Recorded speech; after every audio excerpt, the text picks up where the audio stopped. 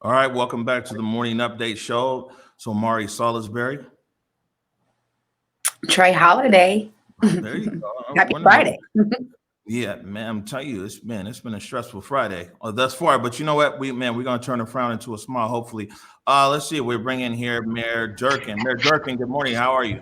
I'm all right, Omari. How are you? I'm sorry to hear the news this morning, just like you were. Yeah, well, man, I appreciate that, Mayor. And hopefully, I know we talked about. I put a call out or called you out yesterday to want to talk about this 100 million, and I appreciate you accepting that call. And I hope that we'll have some time today for a question or two about these protests that are going on in the streets of Seattle.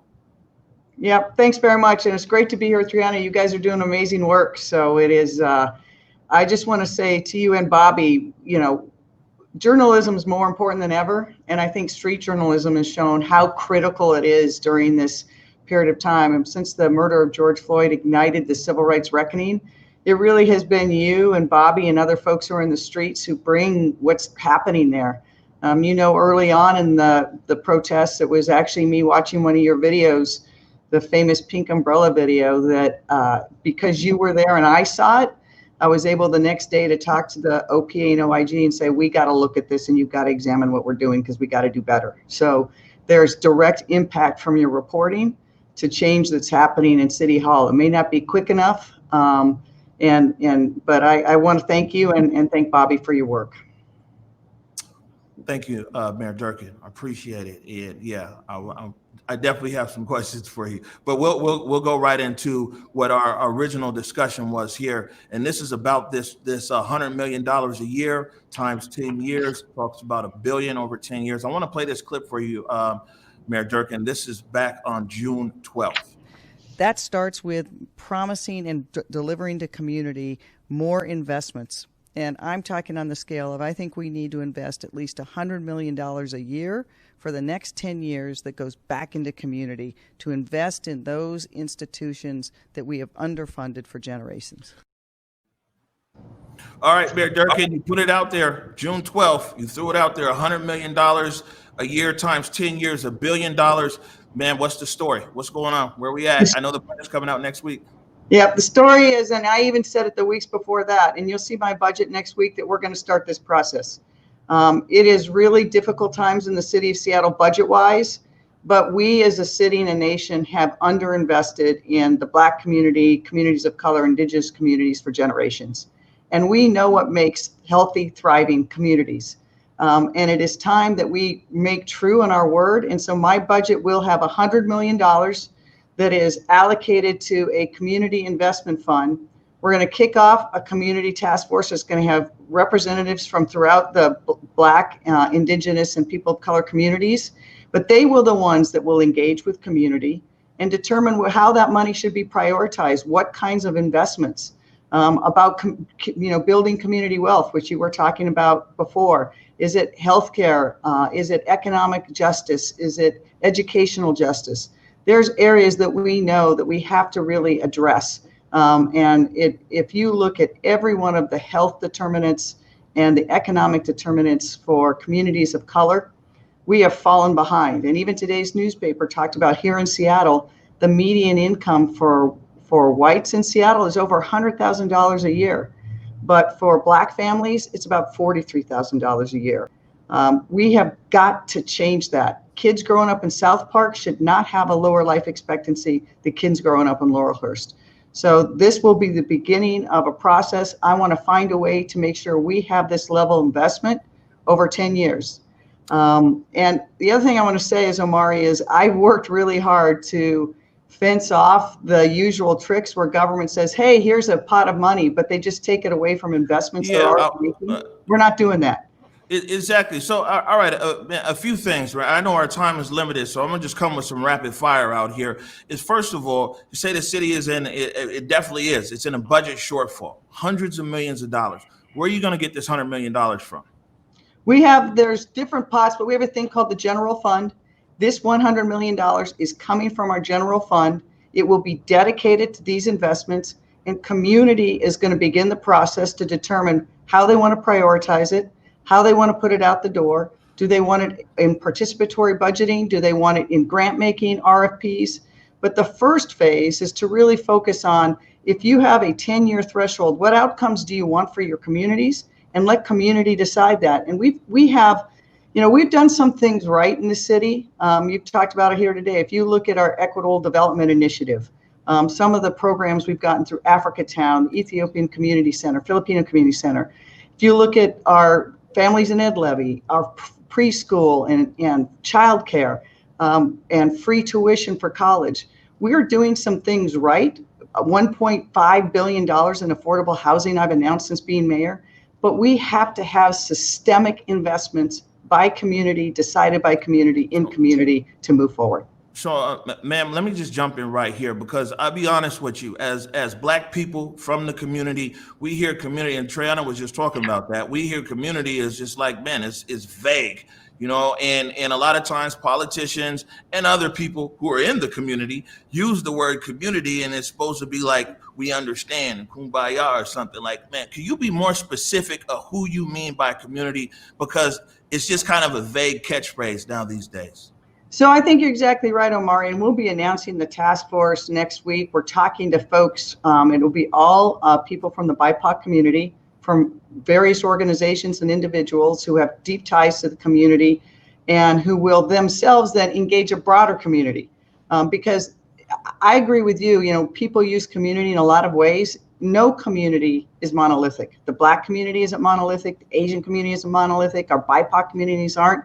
And we've got to engage a range of voices. But I believe that for too long, City Hall has been the only gatekeeper to that, and have had limited engagements. And we try to center the voice of community. But really, if we turn to community, you look at some of the programs we have, they were developed, they were thought of, and they were grown in community. Free college, that was an idea that came from community. Free transit came from the kids at Rainier Beach. If you look at some of the programs, Rainier Beach, beautiful place for youth, we know what works. And I think community has to then look at, how do we want to scale these investments over time? All right. So another question here, or just something that happens, is one thing is barrier to entry. In our community, we call it the chicken dinner. And we see the chicken dinner all the time, like especially the Black contractors can tell you about the chicken dinner. And what that is you get all those developers who are gentrifying the Central District, and they invite all the Black contractors in to a chicken dinner, and they say, hey man, we really want you guys to work on our building and this and that and everything else. And at the end of the day, it's disingenuous. You have a mom and pop contractor company, and then all of a sudden they got to fill out 500 pages document in order to get on the job and everything else. And it's a systemic trap that's built to keep access away from Black people. And so now you've talked about this fine, this 100 million in community and task force and everything else.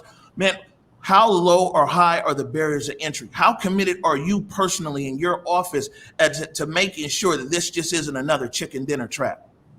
I'm very committed, and I want to really emphasize this investment will not stand alone. We have to continue to make the investments we are, but we also have to lower those barriers in all our city programs, regardless of how community decides to prioritize their investments. For example, when we rebuild the West Seattle Bridge, I've talked to Sam Zimbabwe to say, we have to start now to identify not just Black contractors, to make sure that that work is Black people, and that we really are expanding that. I've talked to Ollie Garrett about how do we do better for WIMBYs. And it's everything from how do you have a way to fill out the forms, to how do they get loans, to how do they have credit, how do they pay their employees, to the training. And so we have to be looking across all systems and all dollars that the city is spending to see how we do better in all our programs. All of this has got to work together. We have direct assistance that we do through rental assistance and grocery vouchers and direct aid. We have programs where we give community-based organizations the funding, but the ecosystem is not enough. And nobody can look across what's happened in Seattle for generations and say honestly that we have done it well, or that we haven't had systemic racism holding back communities of color for generations here in Seattle.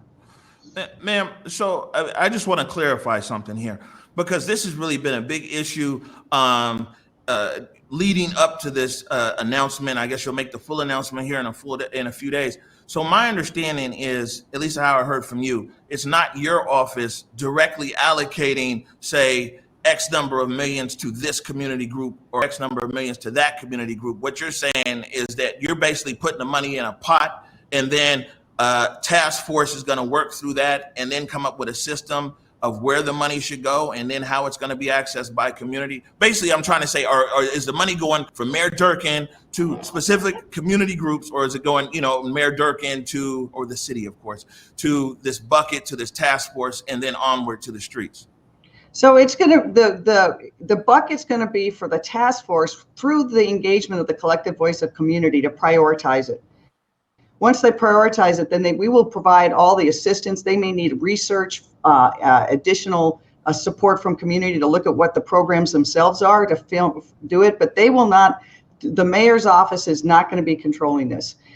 We will, because it is public money, there's going to have to be oversight and outcomes and accountability, but this really is going to be driven by community. I've been talking to mayors across the country.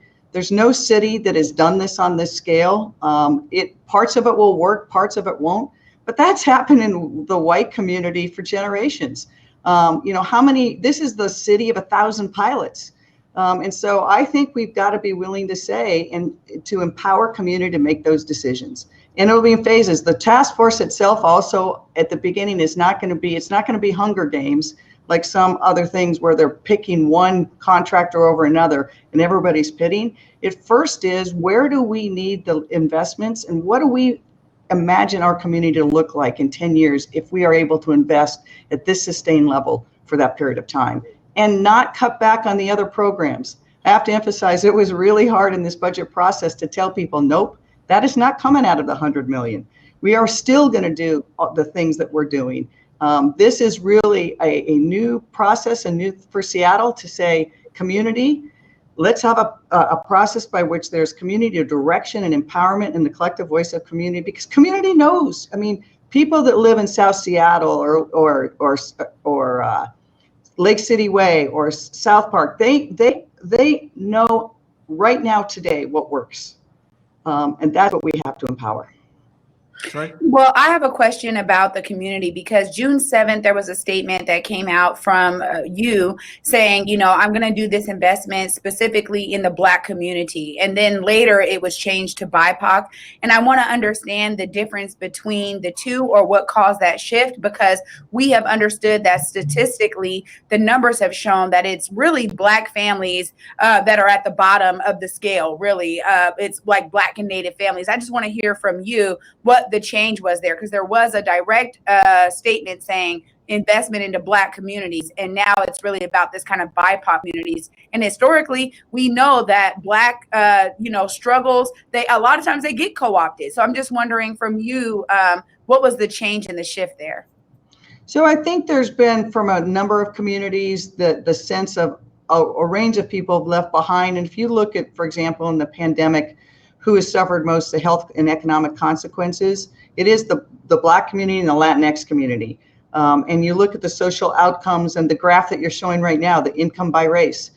So I am interested in talking to people. It could be that the task force says, because of what you're saying, we are going to invest in the Black community and outcomes disproportionately. And we think that that's where we need to get the metrics, because we've looked at the facts, and we look at the fact, when I was growing up here, and Omari knows this better than I, 75% of the Central District was owned and lived in by Black people. Today, it's less than 14%. That kind of gentrification has not occurred in any other demographic. And the impacts of that, you look at what's happening in North King County and South King County, people are tied together. So we are going to really focus on how do we, this is in conjunction with cultural spaces. We announced this week, we sent down that Bird Bar Place now is owned by the community. The Center Senior Center is, we introduced that legislation together with Fire Station 6. We also have to look for those properties we can reclaim for community. So I agree with you completely that the Black community itself has got to be a focus of this, but I don't want to dictate that. I really believe that's got to come from the collective voice.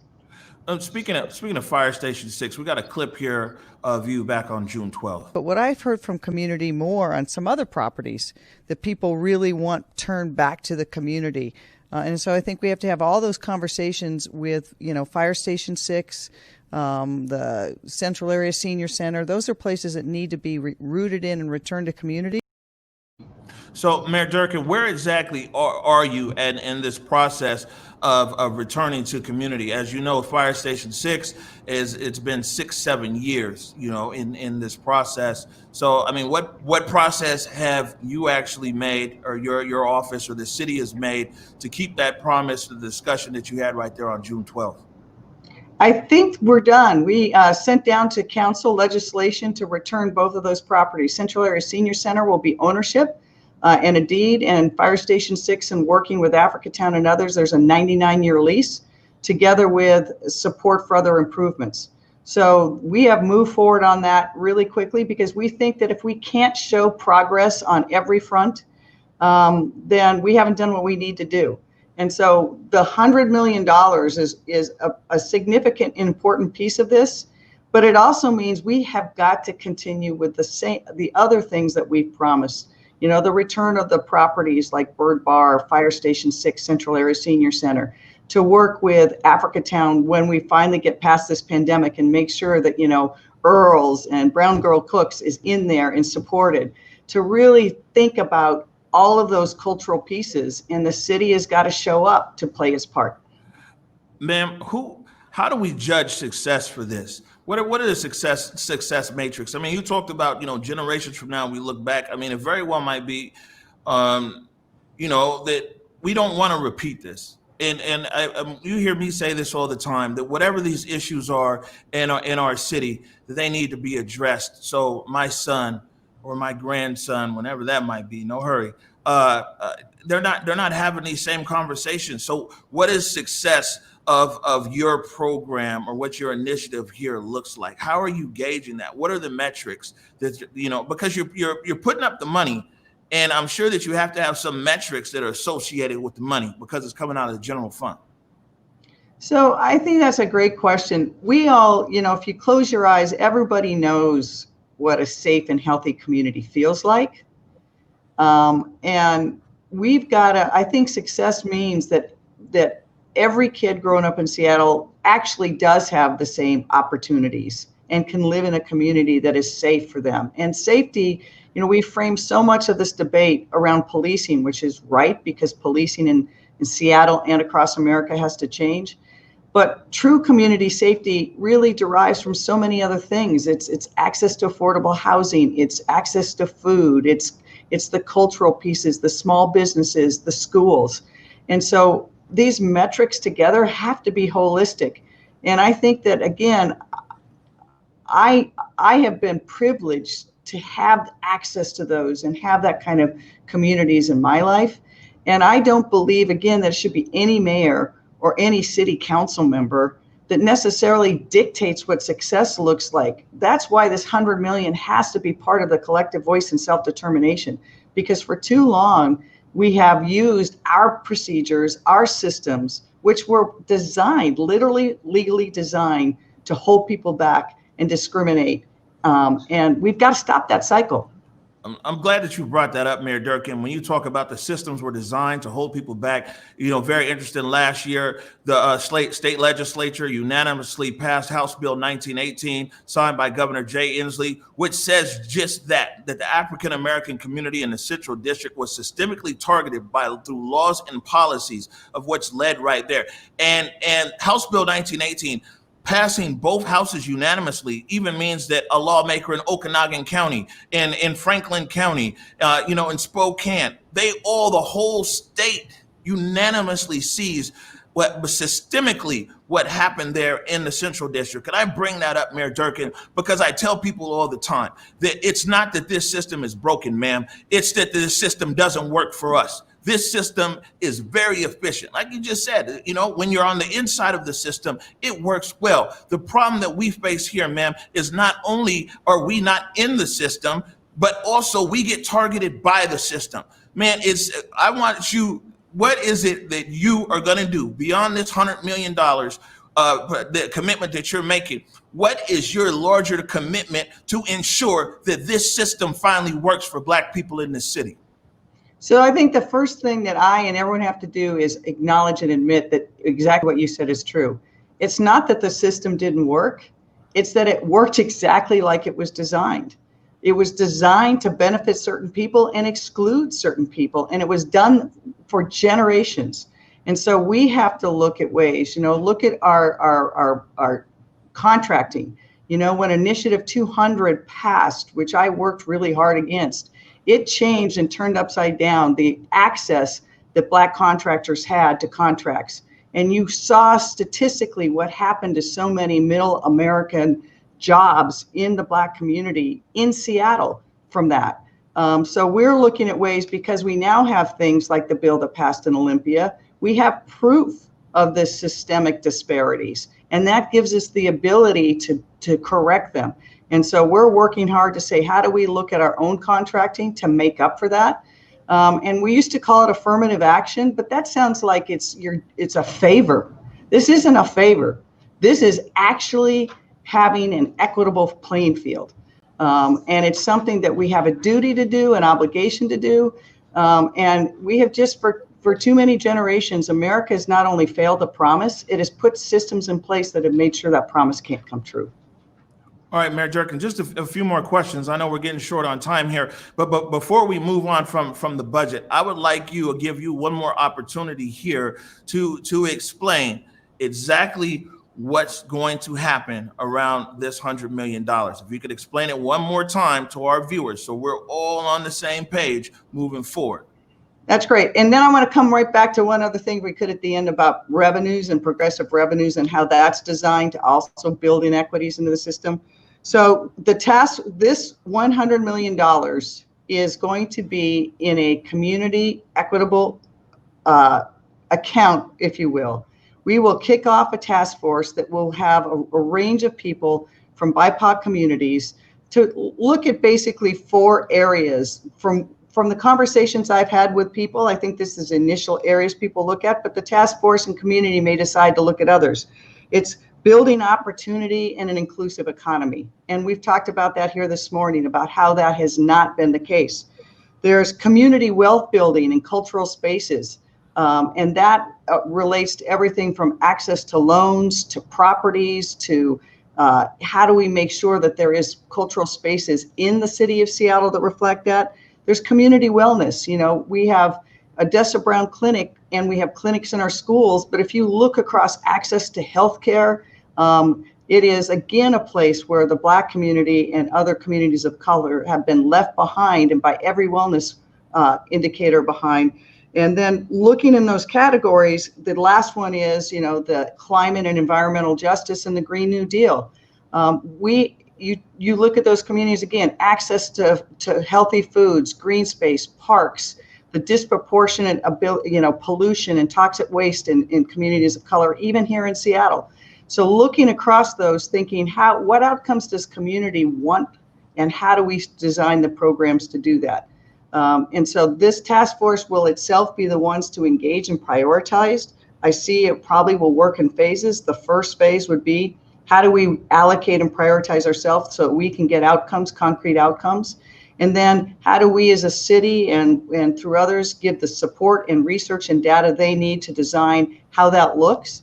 And then the final stage would be to come back, because you have to finally have an ordinance that appropriates the money and puts the programs in place, because it is public money, but really using that process to design, where are those priorities going to be? What outcomes do we want? In order for it to work, Omari, it really can't be a one-time deal. We as a city have got to commit to this over time. And I'm going to be looking for dedicated funding of this magnitude over the 10 years, because otherwise you won't move the needle. That doesn't come close to where people have been underfunded for generations, but it is, I think, can start making a difference. So I'm looking for progressive revenue. I believe we need a city income tax, and if we did, we could dedicate part of that to this over a period of years. If we can't do that, I want to work with the task force and others to say, do we need, for example, an equity levy? like we did with the Families in Ed levy, where we know there's dedicated funding over a 7-year period that will ensure that we're using money for preschool and childcare and free education in college. So it's a combination of both. How does community decide how to do this? But then how do I and others work to make sure that this can continue over a period of years? Ma'am, when's the task force supposed to come together or meet or be selected? I think we hope to have that next week. Next week. Okay. Did you have another question on budget, Trina, or we move on to the next one? No, you can move on. Thank you. All right. So Mayor, of course, the other big news, well, it's a lot of big news this week in Seattle, to be honest with you. I think you could agree on that. But of course, the big news earlier this week was the city council override of your veto of their budget. And, you know, I think most people have been following along. We've done a lot of shows. We like to educate the public. But in that override, one of the big things that's come out now, and what the public is saying is of that defund movement of King County Equity Now and DCRIM and everything else, is what they're saying is free the funds. Hold on, I got a clip right here from Sean Glaze. I mean, I think one thing that's really important for people to recognize is that it is now up to the mayor to release those funds. So City Council has spoken very clearly and articulated that this is what needs to happen. This money needs to go out to community. It needs to happen now in 2020. And it's up to the mayor to actually move and act to get those funds into community hands. And so if that money doesn't go into community hands, it is because our mayor has chosen not to act swiftly enough to get them there. All right, Mayor Durkan, you're talking directly to the Black community and probably the Seattle as a whole. What is your opinion on this free the funds? Are you going to spend this money that's in that budget or what? We're going to do everything we can to get it out the door. And my issue was not with the funds and how they were going to be used. It was the way the debt, the $14 million in debt, which would decrease funding for next year. And also council admitted to me, they weren't sure they could get the money out the door because under the process, once it's appropriated, then we have to, under law, unless under $50,000, put an RFQ, execute a contract. I'm meeting with my budget team today to say how quickly we can get this out. We want to get it into community and make sure that those funds are available. Whether logistically in this process, you know, council, almost all of them admitted to me, they knew it was going to be almost impossible to get out the door, but we're going to try. We want these funds in the hands as council directed. So Mayor Durkan, you're not obstructing you want to see these funds get out as fast as they can in the proper way, of course, as fast as they can per the budget that was passed. Absolutely.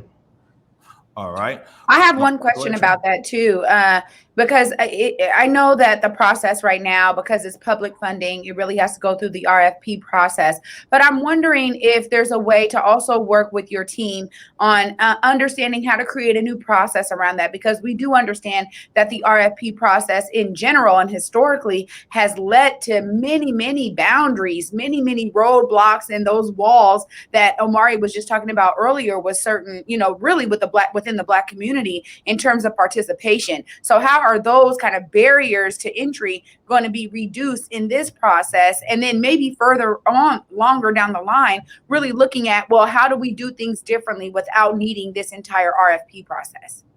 So I think those are great questions. It's going to be hard for us to change the city laws related to RFPs, but there are too many obstacles and barriers for communities. And it goes back to what we said before. You know, just the forms themselves, or what you need is the backdrop, or the 2-year performance, or how are you going to do it, the business plan.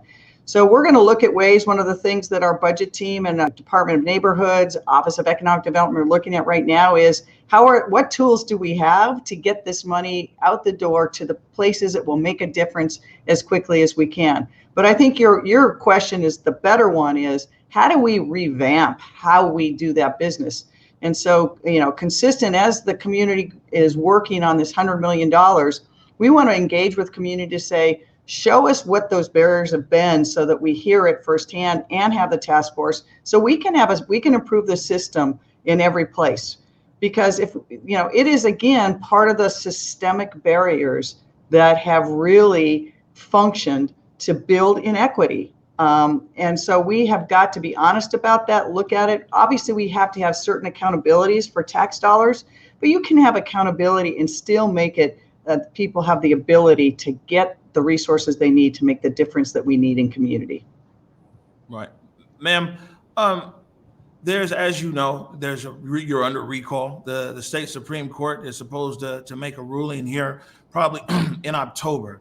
And I sat down with the team from Recall Durkan, and what they were saying is that you haven't protected the citizens and that there's a lack of confidence. I want to play this for you here and give you an opportunity to respond. You're under no risk as mayor as long as you follow the rules, as long as you protect your people, as long as you uphold your duty as mayor. You can't be recalled. And then it just goes to a vote. Right. If people still believe in you as a mayor, it's just a vote. Ma'am, you know, I mean, clearly you have your supporters in this city, but this is also a very serious movement that's going on over there. There was a lot of recall things early on in the protest. They all fell through the cracks. This is the one that's remained. It's now there at the Supreme Court. There is a certain percentage, I can't give you the number, a certain percentage of citizens here in the city who have lost confidence in your leadership. What is it that you have to say to those citizens that are out there that might be supporters of Recall Durkan or people that are supporting this recall? How do you regain their confidence? I mean, this is a bigger, like I said, a big question, even bigger than our community, the Black community. This is a question really for the whole citywide, is how do you regain the confidence of the citizens here? Yeah, so I think it's a great question. I want to say a few things. First is, look, we're in really unprecedented times, and our city has been dealing with global pandemic and economic crisis, civil rights uprising, and we've been dealing with challenges that no city's ever had to deal with before. And there's many people who agree with the way that I've conducted the city through this time, and there's a lot of people that don't. A lot of the people who disagree with me have never agreed with me and have never supported me. For the other ones, I know I've got to win trust. And so on the recall itself, I will say is, I'm not going to focus on what the Supreme Court does or doesn't do. My job is the same. My job is to move the city forward. And right now in this moment of time in this budget, my biggest obligation is to make sure not that we just continue to deal with the pandemic and its impacts, which there are. We continue to deliver city services, but that we actually show that we heard the voices marching in the street, that at this moment in time, we have an obligation to actually address and admit systemic racism in our city and to use my power as a mayor to make a difference. That's what I hope to be able to do with this investment of $100 million. It's what I do every day since I've been coming in. You know, we've made historic contributions, for example, $1.5 billion in affordable housing, most of it going to communities of color. The Equitable Development Initiative that has been seeing amazing programs that the community developed for years that we were able to help fund, whether it was Africa Town or the Filipino Community Center. But at the end of the day, the recall will proceed how it proceeds. I will note this, and you know this, Omari, from seeing it. You know, their most recent thing that they filed said that really what I did wrong was that I didn't fire or dismiss Chief Best or overrule her and take over the police department. I had and continue to have confidence in her and the chief. I don't think that was my role to do at that time. All right, ma'am. I know that we're over time. I appreciate you staying on with us. You know, I mean, I was going to bring this up anyway, but considering the events of last night with Bobby and things like that, I mean, I could talk to you about protests for hours, and I hope that we get an opportunity to talk again specifically on that. But, you know, people are still in the streets. People, there's still protests that are going on literally, you know, morning and afternoon, evening, sometimes late evening, night shift. And we see them out there, and sometimes they're totally peaceful and sometimes they're not. Man, protesters are still out there in the streets 100 some odd days later. You know, what is it that you're wanting to say to the protesters, especially about these demands that are out there and everything else? Because the protesters aren't going anywhere. And I hear you with this $100 million, and I know you're going to explain it more to everybody, and you're going to use your communication channels, and that might take a few people off the streets. Like, oh, okay, man, the mayor, she's put this $100 million. But man, what is it that you think it's going to take? Is it the meeting of demands? Is it people seeing swift change? What's it going to take to get people off the streets protesting? So I think in the long term, it will take justice in the systems. And protesters will stay in the streets, and they will continue to protest and raise their voice. They'll continue to challenge people not in the streets, but through the political system. You see a record number of young people and people of color running for offices and challenging what would be deemed establishment people. And so I think that you will continue to see that until we see significant shifts in equity, not just here in Seattle, but across the nation. We need to show that policing can change. We need to show that we can invest in healthcare, affordable housing, and educational opportunities and economic opportunities. And until those things actually are concrete in people's lives, I don't think that you will see a shift in people's view that there needs to be change. And are you still moving forward now that you have a new chief, Chief Diaz? Is the city still moving forward with Chief Best's plan around reimagination of the Seattle Police Department? Yes, absolutely. And again, that's going to be a separate process of engagement with people, because we know that, again, there's things we know that work, Amari, and we also know that if you put 5 cops at one table and 5 community members at another table and said, let's name 3 things we don't want cops to do anymore, those lists wouldn't be that dissimilar. We had Seattle Police Department responded to almost 17,000 crisis calls last year. Every one of those crisis calls reflects a place broken in the systems upstream that we as a society have ignored. Those shouldn't be things that are addressed by police or the criminal legal system. We've got to go upstream on those things and take some of those jobs off the cops' plate and really build community resources so that you can have someone who knows a family. So the next time that there's a dispute between father and son or mother and son or husband and wife or partners, someone maybe connected with that family can help intercede and de-escalate instead of police roll into the door. So we've got to both reimagine how we do policing, but we also have to have programs in place 24/7 that if you dial 911, you get the help you need. And then upstream, if you invest, $1 billion over 10 years, hopefully you start building a more healthy and resilient community. And in healthy and resilient communities, people don't have to dial 911 as often. Ma'am, are you working with the Seattle Police Department in regards to their crowd control policies and tactics? Meaning that, and on scrolling on Twitter, I wasn't able to get the screenshot up here. There's business owners up there on Capitol Hill who said that they got hit with blast balls, or their business got damaged, or they've got, this OC gas that's coming to their home and everything else, let alone the interaction between the protesters and the police. I think one of the findings was that the Seattle Police Department can actually do much more as far as their crowd control management, especially when the protest is against the police. I'm wondering what kind of a hands-on role are you taking, as to what's going on here in Seattle with this protest and the intensity level and the crowd control management of the police and all the other, basically innocent people who are up there, especially in the Capitol Hill area, who are impacted by these blast balls, by the OC spray, by smoke, by some of everything else. So I talk to Chief Diaz regularly. I've also talked to the Office Inspector General, OPA, the federal monitor, city council members.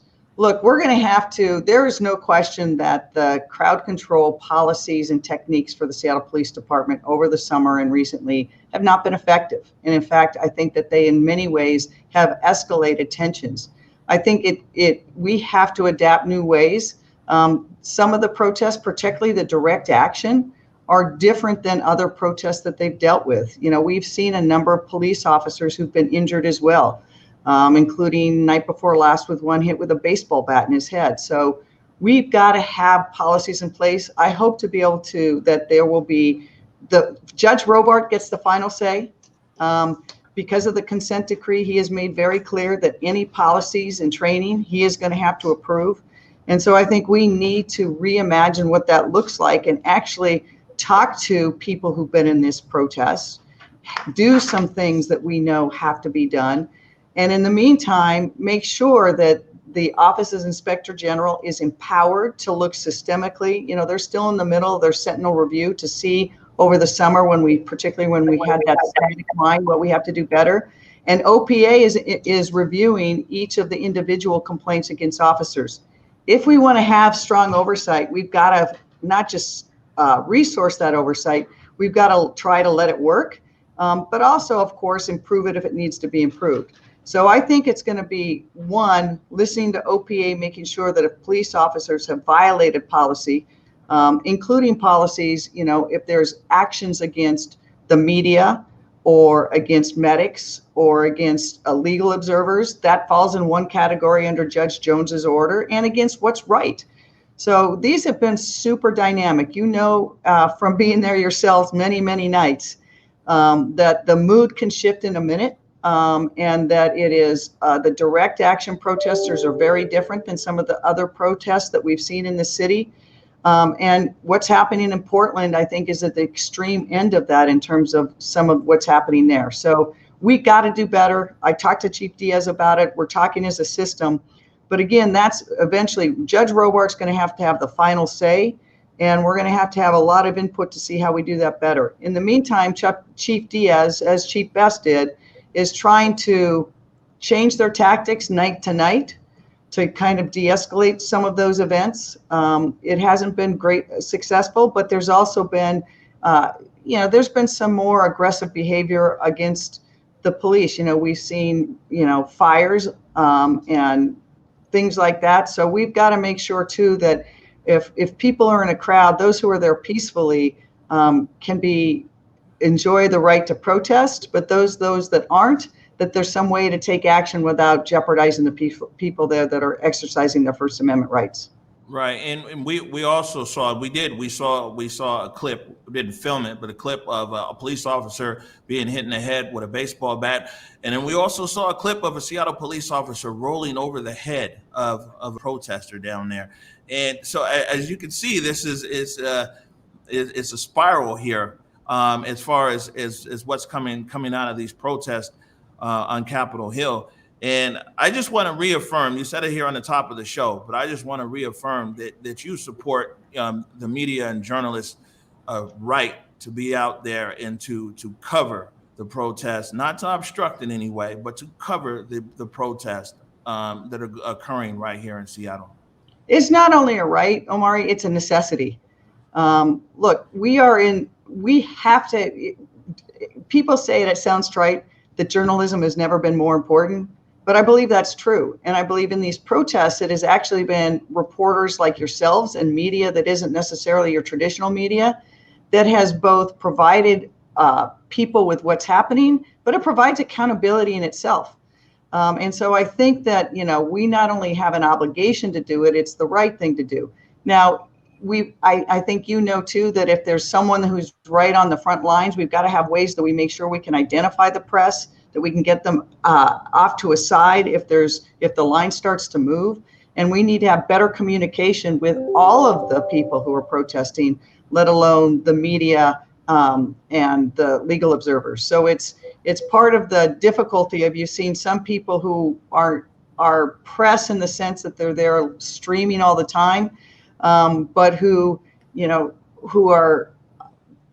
don't necessarily wear the press badge or identify themselves as press. And so I think we need better input from folks like you to say, okay, how does Seattle Police Department do better to make sure that they can quickly identify the press before they take actions? All right, Mayor Durkan. Like I said, I would really look forward to another opportunity to go more in depth about Seattle protests as somebody who's been on there since day one, and a few other people. I know that the purpose of this interview today was primarily around the budget. And so I wanted to respect that. I do thank you for taking the additional questions here. And I will say this before we get out of here. I always talk about my big three. You did touch on one of them. A big three, big O's big three for the CD. There's more than three, but these are mine. Is the economic income gap, home ownership, which leads to generational wealth, community preservation, and the other is the education gap. These are three very big things right now that are plaguing our community, and it's bottoming out in our community. You've made a commitment. You talk about $100 million a year. You want to put it out there for the next 10 years. But I would just say this, is that me as Omari, as at Converge Media, is that we're watching the process like a hawk, like I think you'd want us to do. We're watching this process because we need to move the needle on those big three, other ones as well. But you know what? If Black people can't make more than a household can't make more than $42,500 a year, Black people are going to disappear from this city. If home ownership continues to decline, that means that every generation we press reset. Other communities, they're able to pass on that generational wealth. Here's a house. We can take out a mortgage. We can do this and that. In our community, we're pressing reset. And I'll be honest with you, Mayor Durkan, I'm sure you can agree that at the education gap between Black and white students, and where it is right now in Seattle, if that is not addressed, then we can have no expectation for Black children to graduate from high school and get these high-paying jobs that we'll see 15 years from now. They come back and they're in the high-paying structure. So I hope that you and your administration, although this $100 million is great, you know what I'm saying, and we'll see, and we're going to follow that. I hope that your administration is committed to not only these big three, but the others that are out there that are required for our community. Absolutely. And I will say that right before I talked to you, I swore in Dwayne Chappelle for a second term as head of the Department of Education and Early Learning. And he and I have had so many conversations about the same thing. It's why the Seattle Promise, the 2 years free college, and then getting kids ready so they actually can graduate was so important to me, because we will never get over that economic gap without it. I mean, if you look at where we are today, the difference between the innovation economy and the service sector has never been greater. The disparities have never been greater. And you look at who's in those two sectors, and that tells you so much about what we need to know. And one thing I'd ask your help on is, I'm really concerned that if we don't do better as a city, and it's the Seattle Public Schools, I know they're struggling, but you look at who didn't even sign on for their classes last spring when we went onto online. And kids of color, particularly Black males, got lost. That's one reason why we just dedicated more of our levy dollars to really focus on how do we make sure not only they have connections to the internet, but how do we get mentorship and working with those youth to keep them online, keep them in school, get them so they graduate. Because this year of online learning could set us back so far. And Seattle's got its levy dollars, but it's really Seattle Public Schools. It's going to have that accountability so that whether it's quarter to quarter, they should have a by name list so teachers know exactly what's happening with their students and their families, have a way that they get the food they're not getting because they're not in school, that the parents have access to childcare, and that the kids actually have a way to stay in and keep learning. Because this year alone on that could set us back so much. I'll tell you this, Mayor Durkan, it's the same thing that I've told School Board Director Hersey, DeWolf, Hampson, is that as far as our students in Seattle Public Schools, whatever Converge Media can do to be able to communicate and message to parents and to students, whatever role that we can play, we're going to play it. I mean, it's a role we've been playing anyway, and I mean, I'm glad to hear you bring this up, and I'm glad that you're making it a priority. And yeah, let's make something happen out there, because, if we continue to sit idly by, we'll see the constant decline and possible disappearance of this amazing legacy Black community here in Seattle. Yeah. And I will say too, Mayor Durkan, I appreciated you talking about mentorship, because I think that what you're describing is what we talk about all the time at community, that, community people do know how to do things. And with the right resources and the right amount of capital, they will have the ability to really start infecting their communities with positivity, and connecting young folks to mentors is one of those ways that we can do that. And I think that highlighting that is super important, and it's key that community groups, community organizations, and leaders are really resourced enough to be able to step in and do that work and be guided in the right ways. So it's definitely about collaboration at this point. Yeah, I think you're 100% right. And I mean, I'll leave you with two things, Omari and Triana, is one, there's a really bright star that hasn't gotten much attention you should look into, is that Technology Access Foundation, which really has the secret sauce for taking kids of color and getting them in tech, is starting in Washington Middle School this year. And they're going to build that program. And I think it is going to really change what happens in that school and for kids of color. And Trish, who runs that program, I'm sure you know her. She is amazing. So I've got a lot of hope that we can use that as a model throughout the Seattle Public Schools. And I also just want to say, you know, Converge Media, thank you. And thank you, Africatown. You know, we're better because of you. I mean, independent media plus just the demand and follow through on investments in community and community place. That's what's going to actually turn the dial in Seattle. Thank you, Mayor Durkan. And yeah, we'll be following up. You know how we do. So yeah, I know. And I will come back and we can talk protests too. Yeah, no, it's all good. I mean, your staff, they get so many emails from me. So, I mean, again, I'll say this. We put out a call yesterday. You answered the call. So thank you, Mayor Durkan, and we'll be talking to you soon. All right. You all take care now. Thanks so much.